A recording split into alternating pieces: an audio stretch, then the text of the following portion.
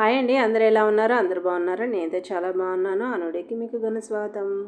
నా వీడియోస్ ఇంకా మీకు నచ్చినట్టయితే లైక్ చేయండి, షేర్ చేయండి, సబ్స్క్రైబ్ చేసుకోండి. పక్కనే బెల్ అనేది ఉంటుంది, గంట కొట్టేసేయండి. ఇక మన వీడియోలోకి వచ్చేసి మార్నింగ్ రాత్రి తోమిపెట్టుకున్న అంట్లన్నీ చూడంగానే ఇలా కిచెన్లోకి రాగానే ఫ్రెష్ ఫీలింగ్ అనేది కలుగుతుంది కదా, ఎంతో హాయిగా ఉంటుందండి. ఇలా నైట్ అనేది మనం తోమిపెట్టుకోవడం వల్ల, అలాగే మార్నింగ్ లేవగానే ఫ్రిడ్జ్లో ఏం కూర చేయాలో అనేది మనకి అప్పుడే అర్థమైపోతుంది కదా. అవన్నీ తీసుకొచ్చి పక్కకు పెట్టేసుకొని ముందు ఏమన్నా కాగబెట్టేటి పాలు కానీ, లేదంటే అంబలి లాంటివి ఏమన్నా, ఎండాకాలం కాబట్టి అంబలి అనేది కాసుకుంటాం కాబట్టి అవన్నీ కాసేయండి. అవి కాగేలోపు చక్కగా ఒక చాటులో బియ్యం పోసుకొని ఈ విధంగా రాళ్ళు ఏమన్నా ఉంటే, అలాగే ఉన్నా లేకపోయినా ఒకసారి చాటులో పోసేసుకొని చక్కగా ఈ విధంగా కడిగేసి ఒక్కొక్క పక్కకు పెట్టేసుకోండి. ఈలోగా మన ఎసురు అనేది, అంబలి కోసం ఎసురు అనేది కాగిపోయిందండి. రాగి పిండి అనేది తీసుకొని ఒక చిన్న గిన్నె అనేది తీసుకోండి. ఇలా రాగి జావ ఎర్లీ మార్నింగ్ తాగడం వల్ల ఎంతో హాయిగా ఉంటుంది. పొట్ట అనేది చలవదనంగా ఉంటుంది. మనం ఎర్లీ మార్నింగ్ అలాగే టీకి కాఫీలకు బదులు అంబలి అనేది తాగండి. ఎండాకాలం ఎంతో హాయిగా ఉండడమే కాదు, ఫస్ట్ రిఫ్రెష్గా ఉంటాము. నాకు కావాల్సినంత రాగి పిండి అనేది తీసుకొని ఈ విధంగా చక్కగా ఒక గిన్నెలో పోసుకొని కలిపేసుకున్నాను. చూడండి, మన రాగి పిండి అనేది ఈ విధంగా మరుగుతున్న వాటిలోకి వేసేయండి. వేసేసిన తర్వాత చక్కగా ఈ విధంగా అడగంటకుండా కలిపేసుకోండి. ఇది సిమ్లో పెట్టుకొని ఉడికించుకోండి. అప్పుడు మాత్రమే చాలా చక్కగా ఉడికిపోతుంది. ఇది చిరుధాన్యాలు కాబట్టి కాస్త ఎక్కువ టైం అనేది పడుతుంది. కాబట్టి ఇవి కూరగాయలు కట్ చేసుకునేలోపు చక్కగా ఈ విధంగా అనేది నానేవి నానుతూ ఉంటాయి. మన కూరగాయ ముక్కలు కూడా తరిగేసుకోవచ్చు. మీరు ఎంతమంది ఈ విధంగా ట్రై చేస్తారనేది కంపల్సరీ కామెంట్ అనేది చేయండి. నేను ఇవన్నీ తీసుకొచ్చి పెట్టుకున్నాను కదా, నేను దోసకాయ, ములక్కాయ, టమాటా అనేది చేస్తున్నాను. ఇవి కూరగాయలు కట్ చేసేటప్పుడు కూడా మనము ఒక చిన్న బుట్టి, ఏదన్నా ఒక చెత్త బుట్టి లాంటిది తీసుకొని ఈ విధంగా సన్నగా తొక్కలు ఉంటాయి కదా, అవన్నీ తొక్కలు అనేవి ఈ విధంగా చేసేసుకోండి. మనకి కిచెన్ అనేది మెస్సీగా కాకుండా ఉంటుంది. అలాగే కింద పడి మళ్ళీ కడగాలంటే కాస్త చిరాగ్గా అనిపిస్తుంది, పని తక్కువగా. ఈ విధంగా ఎప్పుడన్నా ట్రై చేయడం కాదు, ఖచ్చితంగా ఫాలో కాండి. ఈ విధంగా నేను ఉల్లిపాయ తొక్కలు కానీ ఏమన్నా కానీ ఈ విధంగా ఒకటేసారి కట్ చేసుకొని ఆ బుట్టి అనేది పక్కకు పెట్టేసుకున్నాను. ఈ పిల్లర్ కూడా చాలా బాగుందండి. పైన తోలు మాత్రమే తీసేస్తుంది, కండ అనేది రాదండి. చక్కగా ఈ విధంగా ఫాలో కాండి, మనకి తొందరగా అవుతుంది. ఇంకో చూడండి, ఈ రాగి జావ కాగేలోపు నాకు కూరగాయ ముక్కలు కూడా నేను కట్ చేసుకుంటాను. రాగి జావ అనేది కాగిపోయిందండి, నేను అనేది పక్కకు తీస్తున్నాను. పాలు కాగడానికి ఇంకా టైం పడుతుంది కదా అనుకునేలోపు పాలు కూడా కాగిపోయి ఈ విధంగా చక్కగా పొయ్యి మీద పెట్టేసుకొని కూరగాయ ముక్కలు అనేది ఈ విధంగా తరిగేసుకోండి. కూరగాయ ముక్కలు తరగడానికి ఎక్కువ టైం లేకుండా నేను నిలబడ్డ దగ్గరనే ఇలా కట్ చేసుకొని 1 బై 1 అనేది వేస్తాను. అలాగే నేను ఈరోజు సింపుల్గా ఉండే పిల్లలకి లంచ్ బాక్స్ అనేది వెరైటీగా ప్రిపేర్ చేస్తున్నాను కాబట్టి ముందనేది రైస్ అనేది బాయిల్ చేసుకొని ఉడికించి పక్కకు పెట్టుకోవాలండి. అలాగే ఒక కూర అనేది పోపు అనేది వేసుకుంటున్నాను. జీలకర్ర, ఆవాలు, అలాగే ఒక 2-3 ఎండుమిర్చీలు, మనం సన్నగా తరుక్కున్న పొడవుగా తరుక్కున్న ఆనియన్స్, అలాగే ఒక 5-6 ఎండుమిర్చి, కొంచెం వేగడానికి కొంచెం ఉప్పు అనేది ఇలా కొంచెం వేసేసుకుంటే చక్కగా వేగుతాయి. అలాగే దోసకాయ చూడండి, ఇది చాలా పుల్లగా అంటే పుల్లగా ఉంది కాబట్టి నేను హాఫ్ అనేది గింజలు అనేది తీసేస్తున్నాను. అలాగే గింజలు లేకుండా దోసకాయ కూర అనేది నాకైతే ఇష్టం ఉండదు కాబట్టి ఒక హాఫ్ అనేది వేసుకుంటున్నాను. ఇలా చక్కగా అది వేగేలోపు ఈ దోసకాయ ముక్కలు అనేవి సన్నగా కట్ చేసుకోండి. మనకి తక్కువ టైంలో ఎక్కువ వంట అనేది అయిపోతుంది. మనకి ఎక్కడికన్నా బయటికి వెళ్ళాలన్నా కూడా ఇలా సింపుల్గానే చేసుకోండి. నేను ఈరోజు ఒక పెద్ద పని పెట్టుకుంటున్నాను కాబట్టి ఇలా సింపుల్గా ఒక కర్రీతోటి అలాగే ఎనర్జీగా ఉండడానికి నేను ఏం టిఫిన్ అనేది చేస్తున్నాను మరి చూసేయండి. ఇంకెందుకు ఆలస్యం, ఉల్లిపాయలు చూడండి చక్కగా వేగిపోయాయి కదా. ముందైతే దోసకాయ ముక్కలు అయితే వేసేసుకోండి. ఈ హాఫ్ బాయిల్ అయ్యేంతవరకు వేయించుకోండి. మీరు ఎలాగా ఇంతమంది చేస్తారు, నిలబడ్డ దగ్గరని ఇలా కోసుకొని అప్పటికప్పుడు కోసుకొని వండుకునే వాళ్ళు ఎంతమంది ఉన్నారో నాకు తెలుసుకోవాలని ఉంది. ఖచ్చితంగా కామెంట్ అనేది చేయండి. ఈలోగా నేను టమాటా ముక్కలు కూడా కట్ చేసి అనేది పక్కకు పెట్టుకున్నాను. అలాగే నేను టమాటా ములక్కాయ చేస్తున్నాను కాబట్టి ఈ విధంగా ఒకసారి చక్కగా కలుపుకున్న తర్వాత దీంట్లోనే పసుపులోనే జీలకర్ర, ఆవాలు, మెంతులు, అలాగే కొంచెం కారం, కొంచెం ఉప్పు, దీంతోపాటు వెల్లుల్లి ఉంటుంది కదా, అది పసుపులోనే దంచుతారండి. దీన్ని మెంతి పసుపు అంటారు. అలాగే ఒక గుప్పెడు అనేది ములక్కాయలు వేసుకుంటున్నాను. కొంచెం మగ్గిన తర్వాత మళ్ళీ ఒకసారి మూత తెరిచి చూస్తున్నాను. అలాగే కొంచెము టమాటాలు అనేవి ఒక 3-4 టమాటా ముక్కలు అనేవి నేనైతే వేసుకుంటున్నాను. అలాగే కొంచెం కారం అనేది వేసుకోండి. ఈ విధంగా చక్కగా ఒకసారి అనేది కలిపేసుకోండి. ఉప్పు వేసేసుకొని ఎంతో సూపర్ టేస్టీగా ఉంటుంది. అలాగే ఎండాకాలం కాస్త పుల్ల పుల్లగా కమ్మకమ్మగా ఉంటే ఎవరు ఇష్టపడరు చెప్పండి. పిల్లల లంచ్ బాక్స్ నుంచి మనం తినేంతవరకు ఎంతో టేస్టీగా ఉండే కర్రీ అనేది నేను ఈ విధంగా ప్రిపేర్ చేసుకున్నాను.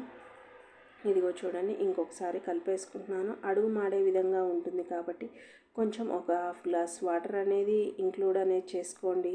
ఇలా మనం చేయడం వల్ల కూర కొంచెం చారుగా ఉంటుంది. అలాగే గట్టి కూరలు మనం తినలేము ఎండాకాలంలో.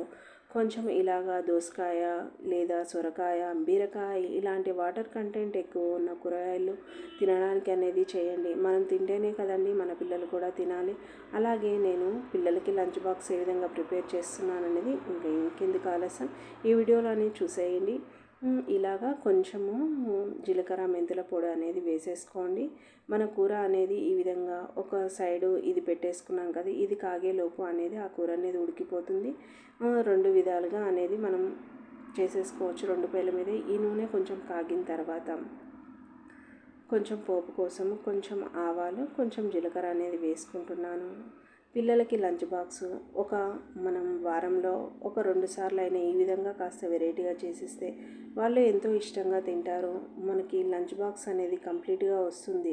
ఎండాకాలంలో పిల్లలు ఎక్కువగా నివసించిపోకుండా వాళ్ళకి ఇష్టమైనది చేసేయడానికి నేను ఎక్కువగా ప్రిపేర్ అనేది చేస్తూ ఉంటాను. ఈ విధంగా మీకు నచ్చితే ఈ రెసిపీ అనేది ఫాలో కాండి. ఈ రెసిపీ ఎలా ఉందో మాత్రం కంపల్సరీగా కామెంట్ అనేది చేయండి. కొంచెం అల్లం వెల్లుల్లి ముక్కలు, అలాగే వెల్లుల్లి కచ్చాబచ్చాగా దంచుకున్నాయి కాదండి, కట్ చేసిన ముక్కలు అనేది వేసుకుంటున్నాను. ఇవి వేగేలోపు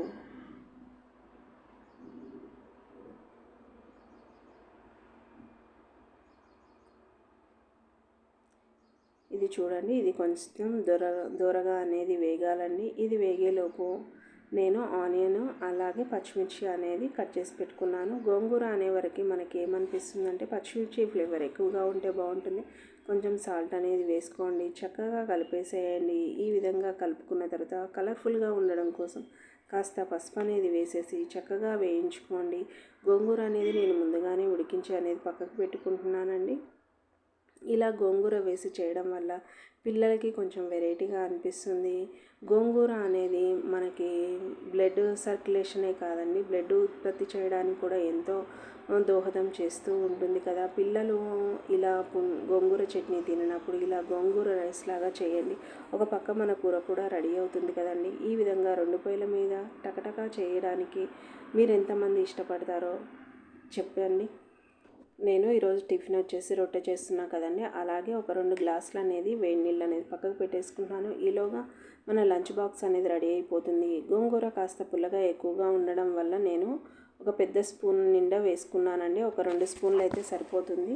ఇది కొంచెం పెద్దగా ఉంది కాబట్టి ఒకటి అనేది వేసుకున్నాను. చక్కగా ఆయిల్ అనేది పైకి వచ్చేంతవరకు, అదేనండి పుంటికూరలో నుంచి పైకి వచ్చేంతవరకు ఇలా వేయించుకోండి బాగా. ఇది గోంగూర అనే వరకు కాస్త కారం అనేది ఎక్కువ పడుతుంది కదా. నేను ఆల్రెడీ పచ్చిమిర్చి వేశాను, అలాగే నేను కొంచెం కారం కూడా వేసుకుంటున్నానండి. ఇదిగో చూడండి, తగినంత ఉప్పు అనేది వేసేసుకోండి. కొంచెం గరం మసాలా కూడా వేసుకోండి, కాస్త ఘాటుగా ఉంటే బాగుంటుంది. అలాగే పన్నీర్ ముక్కలు అనేది వేస్తున్నాను. పన్నీరు అలాగే గోంగూరతోటి లంచ్ బాక్స్ అనేది నేను ఈ పిల్లలకి ఇస్తున్నాను. ఎదుగుతున్న పిల్లలకి పన్నీర్ అనేది చాలా ఇంపార్టెంట్ కదండి. ప్రోటీన్స్ అనేవి ఎక్కువగా ఉంటాయి.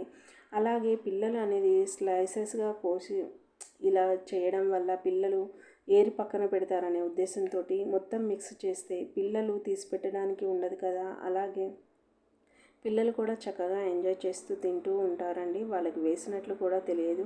మన పిల్లలు ఎంత తెలివిగా ఉంటారో మనం లంచ్ బాక్స్ వేసి ఇచ్చేటప్పుడు కూడా అంతే తెలివిగా అనేది నేను ప్రిపేర్ చేస్తూ ఉంటాను. నేను ఉడికించి పెట్టుకున్న అన్నాన్ని పిల్లల లంచ్ బాక్స్ వరకే తీసేసుకొని చక్కగా పొడిపొడిలాడేంతవరకు ఇలా పక్కకి అనేది పెట్టేసుకున్నానండి. ఆ పొడిపొడిలాడుతున్న అన్నాన్ని ఒకసారి వేసేసి చక్కగా కలిపేసేయండి, ఎక్కడ తెల్ల అన్నం కనిపించకుండా.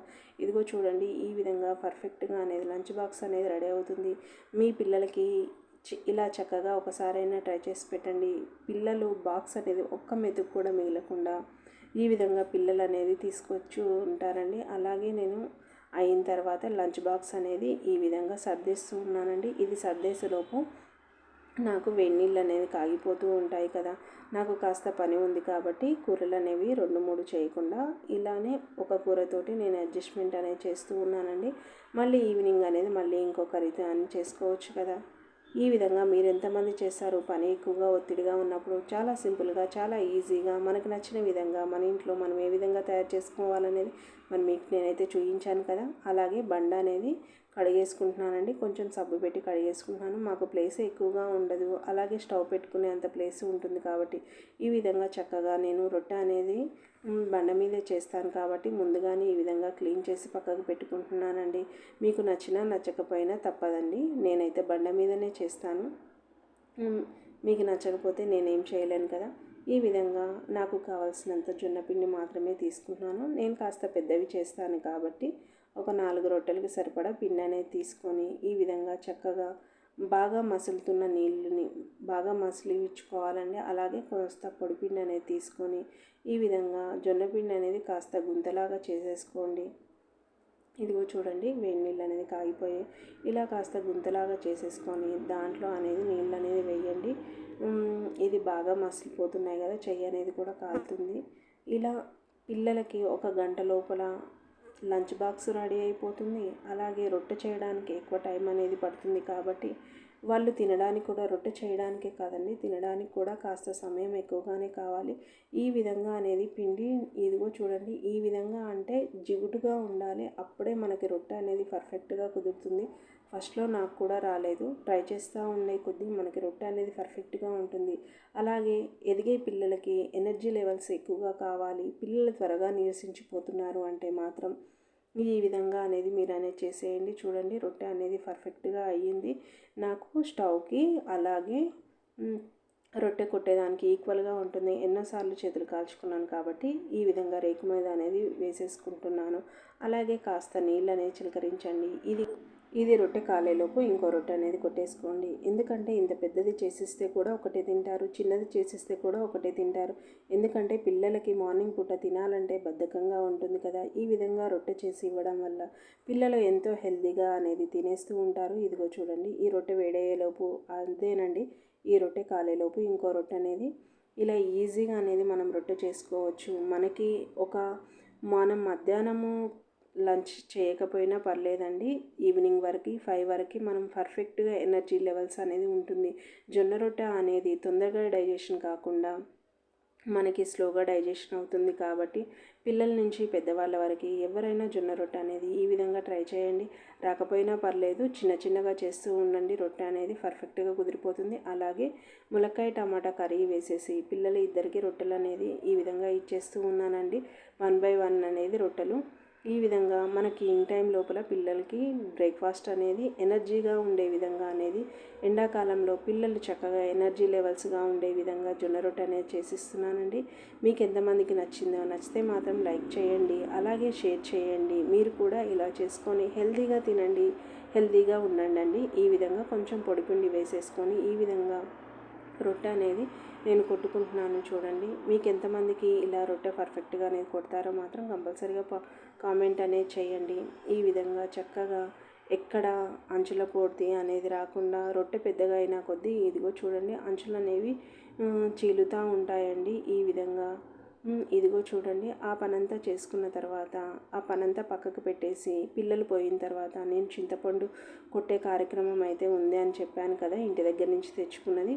ఈ విధంగా ఒక చాట్లో పోసేసుకొని దాన్ని అంతటిని ఎండబెట్టాలండి. ఎండబెట్టేలోపు మన స్టవ్ కానీ ఏదన్నా కానీ క్లీన్ చేసుకోవచ్చు. అలాగే బట్టలు అనేవి ఉన్నాయి కదా, అవి కూడా ఉతికేసుకోవాలి కదా. నా వీడియో ఇంకా మీకు నచ్చితే లైక్ చేయండి, షేర్ చేయండి, సబ్స్క్రైబ్ చేసుకోండి. పక్కనే బెల్ అనేది ఉంటుంది, గంట కొట్టేసి నేను ఏ విధమైన వీడియో పోస్ట్ చేసినా నోటిఫికేషన్ ద్వారా అందుతుంది. Have a nice